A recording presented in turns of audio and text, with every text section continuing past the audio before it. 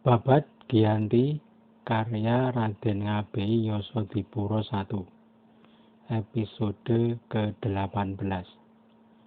Mayor Hohenlohe membuat laporan palsu kepada Gubernur Jenderal dan Dewan Hindia.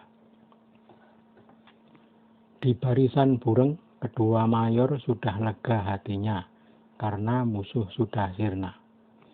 Walau tak sampai mati, sudah bisa dikatakan hilang. Kalaupun hidup, laksana mati, takkan mampu membangkitkan pasukan lagi. Hanya akan bersembunyi saja, bersama anak istri, berkumpul dengan orang-orang desa. Kini hanya tersisa satu pangeran yang bernama Mangkudiningrat, adik Pangeran Pamod. Dua pangeran yang lain telah hancur pasukannya. Selama ini setiap kali berperang, Pangeran Mangkudiningrat tak pernah jauh dari kakaknya. Tetapi sampai hari ini kedua mayor belum pernah melihatnya. Berita terakhir jelas, ketika Pringgoloyo menghancurkan desa Gubuk Angin, Pangeran Mangkudiningrat lari bersembunyi. Pasukannya bubar tercerai-berai. Pasti sekarang bersembunyi di hutan saja, takut bertemu manusia. Kedua mayor kemudian melakukan konsolidasi untuk menjaga stabilitas keamanan wilayah selatan. Mayor mengeluarkan perintah penempatan para komandan pasukan pada beberapa markas penjagaan. Pasukan di barisan Panambangan dipindah ke taman. Sejumlah 40 dragonder dipimpin Alpereswati ikut serta. Atas kehendak kedua mayor, Alpereswati diangkat sebagai letnan. Adapun Panglima Jawa yang mengarahkan para mantri adalah Tumenggung Jayawikromo dan Demang Surakartika. Di barisan Kalikuning, mayor mengangkat seorang alperes bernama Sakeber menjadi letnan. Pasukan yang dipimpin hanya 40 dragonder. Adapun komandan Jawa adalah Raden Tumenggung Rajaniti dibantu Ngabei Cokrojoyo. Di barisan Kamalon, panglimanya hanya satu yang berpangkat bupati, yakni Raden Tumenggung Naladirja. Pembantunya adalah Ngabei Jayasamudra, serta lurah mantri Tuwaburu dan para mantri yang diangkat dari penduduk lokal. Adapun yang menjaga Mataram adalah Tumenggung Jayawinata, dibantu Wongsayuda. Pasukannya berbaris di dalam benteng Yogya. Semua bumi Mataram yang seluas 28.000 cacah dikendalikan dari Yogya.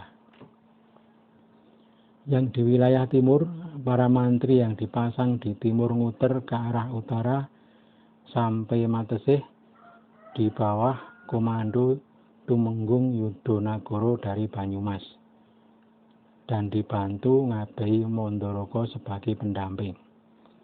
Sudah merata semua wilayah dijaga oleh masing-masing pasukan. Adapun di tanah Kaduang, Adipati Ponorogo yang menjaga sambil memantau Gunung Semboyan.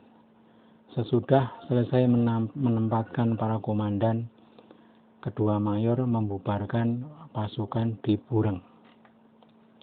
Kedua mayor lalu berangkat ke barat memeriksa semua barisan, lalu terus ke tanah Mataram.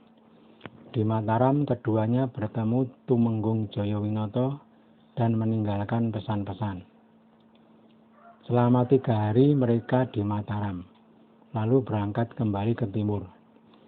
Kedua tuan mayor, Tenangkus dan Hohenlohe, sudah yakin hatinya melihat segenap barisan telah siap.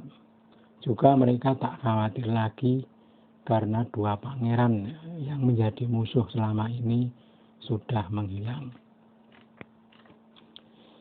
Kedua mayor kemudian berhenti di barisan Kalikuning, di pondok Letnan Sakeber. Sampai malam mereka berbincang.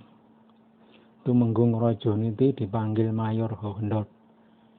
Sambil menyerahkan uang 100 real, Hohendold berbisik menyuruh Rajoniti untuk mencari 2 kepala manusia yang masih muda dan berwajah tampan, serta yang punya gigi rata. Rajoniti bertanya, "Untuk apa, Tuan?" Mayor Hohendold menjawab, "Sudah, diamlah, laksanakan saja." Raden Tumenggung Rajoniti sudah menduga kalau ada sesuatu yang dirahasiakan. Sambil tersenyum, Rajoniti berkata, "Tuan, ini kurang. 100 rial hanya mendapat kepala gembel." Mayor tertawa sambil melempar tambahan 100 rial lagi. Rajoniti lalu keluar. Sesampai di luar berbisik kepada patihnya.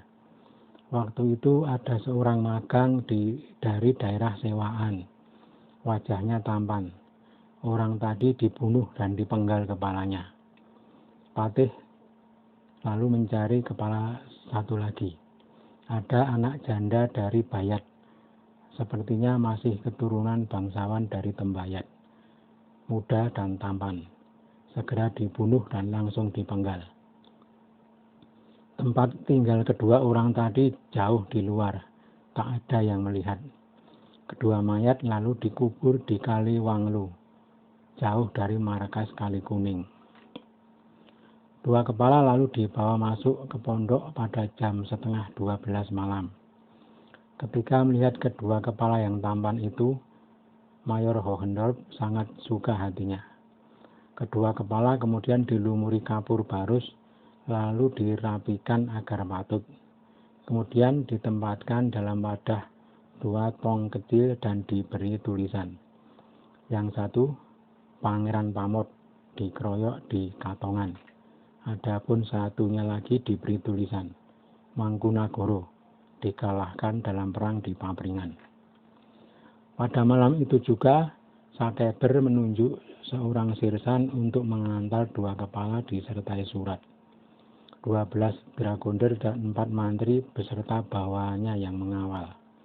Ada 30 prajurit berkuda yang berangkat membawa 2 tong tersebut ke Semarang. Sesampainya di Semarang, 2 tong berisi kepala diteruskan ke Betawi.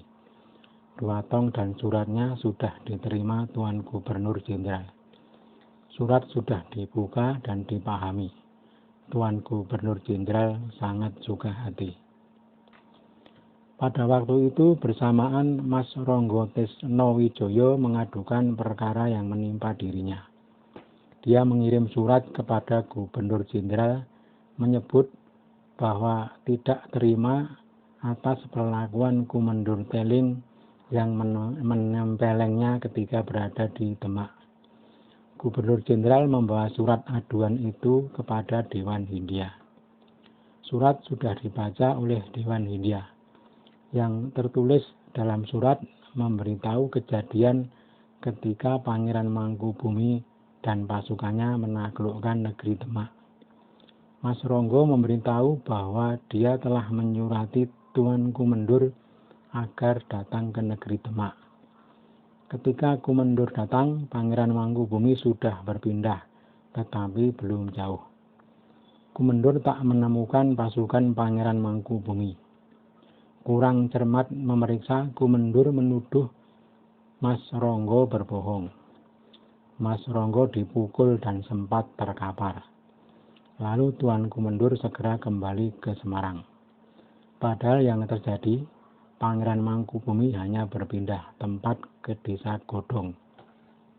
Setelah Kumendur pulang ke Semarang, pasukan kompeni yang disisakan di Demak diserang Pangeran Mangkubumi sampai tumpas habis. Laporan dari Mas Ronggo tersebut sudah sepenuhnya dipahami oleh Dewan Hindia.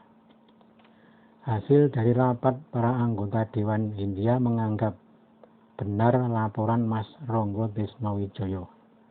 Kumendur bertindak gegabah, yang demikian tidak pantas menjadi perwakilan negeri Belanda. Di Pulau Jawa, di zaman Mataram belum ada berita seorang punggawa kena pukul oleh punggawa lain. Perbuatan yang demikian membuang kewibawaan negara. Ada seorang pembesar memberi perintah dengan cara sesat. Hasil rapat Dewan Hindia memutuskan, Kumendur di Semarang dan Hirman Teling harus dicopot dari jabatannya. Adapun yang dirasa pantas sebagai ganti adalah Mayor Hohendorp, karena dia sudah banyak jasanya kepada kompeni di Hindia Belanda, serta berjasa kepada Keraton Jawa. Sang raja pun sangat suka kepadanya. Demikian juga para punggawa Jawa lainnya. Gubernur Jenderal di Betawi sudah membuat surat perintah untuk memanggil kedua mayor yang sedang bertugas di Surakarta, dan juga memanggil Kumendur Semarang. Utusan segera berangkat ke Semarang. Diceritakan kedua mayor setelah memeriksa barisan di barat, kemudian terus melaju ke utara menemui Patih Adipati Pringgoloyo. Mereka sepakat untuk membubarkan pasukan dan segera menuju ke Pacangaan. Sampailah ke sebuah barisan yang dipimpin Tumenggung Yudonagoro. Tergopoh-gopoh Tumenggung Yudonagoro menyambut mereka. Setelah bersalaman, mereka duduk nyaman.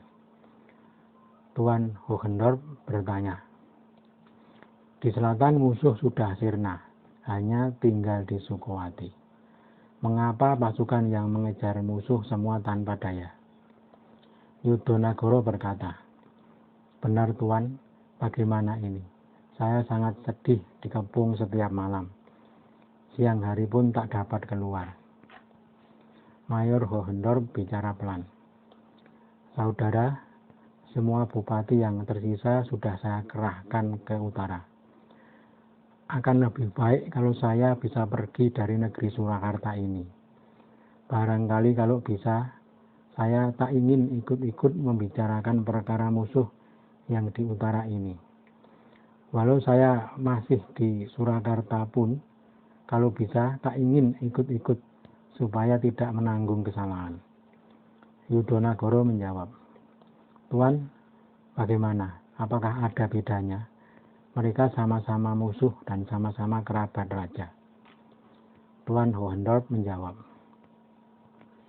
duh, saudara, pasti berbeda. Mangkubumi sejak mula sudah dianiaya. Tanahnya di Sukowati ini diperoleh dengan merebut melalui jalan peperangan, dengan biaya tumpahnya darah yang tidak sedikit. Setelah berhasil direbut, diberikan sebagai hadiah oleh negara. Sebelum Sukowati bisa ditaklukkan oleh Pangeran Mangkubumi, semua dikuasai merata oleh Martopuro. Para bupati tak ada yang berani melawan. Orang Jipang, Madiun, Bluro, dan Jogorogo semua meringis kalau diadu dengan Martopuro. Tidak berani dan mogok semua orang mancanegara. Martopuro terkenal selalu menghadapi musuh secara tak terduga. Dia berperang dengan curang, licik, dan tak memakai waktu. Sampai sang raja sangat repot hatinya, lalu membuat sayembara kepada siapa yang bisa menangkap Martopuro akan diberi hadiah tanah Sukowati. Pangeran Mangkubumi maju dan dapat menuntaskan pekerjaan. Bagi saya, sampai turunan ke-15 pun tidak ada orang lain yang lebih berhak mempunyai tanah Sukowati selain Pangeran Mangkubumi. Dan lagi, Kanjeng Pangeran sungguh mustika jagat, kesatria yang tangguh dan sebagai tiang negara. Apakah sang raja kurang tanah? Seumpama tanah ini dibagi-bagi sehingga merata kepada para pangeran yang lain, yang bakal mempunyai tanah ini adalah orang yang buruk perilakunya. Akan dipakai untuk apa? Pangeran Mangkubumi jelas ketika masih di keraton menjadi senopati perang. semua orang senegara enak. Kalau ada perang tinggal urunan prajurit saja. Setiap bupati mengirim seorang panewu dan bawahannya. Pangeran Mangkubumi melawan 5 musuhnya dan semua kalah. Sudah demikian baiknya, orang Jawa kok tega membuat fitnah. Orang baik ditumbangkan. Sungguh besok sang Pangeran Mangkubumi akan mendapat pertolongan Tuhan. Mayor Tenangkus menimpali. Orang Jawa tanpa pegangan. Duh, saudara Raden Tumenggung Yudonagoro. Setiap bangsa pasti berpegang dharma menurut tata cara agama masing-masing. Hanya orang Jawa yang tidak peduli kepada agamanya. Karena itu selalu sial dalam perang. Tanda-tandanya hendak menumpas kumpeni, agamanya tak dipakai. Orang baik diperlakukan buruk. Walau demikian, si pangeran ini tidak kalah. Satu prajuritnya banding 100 orang kumpeni. Mematuhi agama sungguh membawa berkah baginya. Meski agama orang beda-beda, tapi yang buruk dan baik pasti semua mengetahui. Raden Tumenggung Yudonagoro mengangguk-angguk sambil berkata, "Benar Anda, Tuan."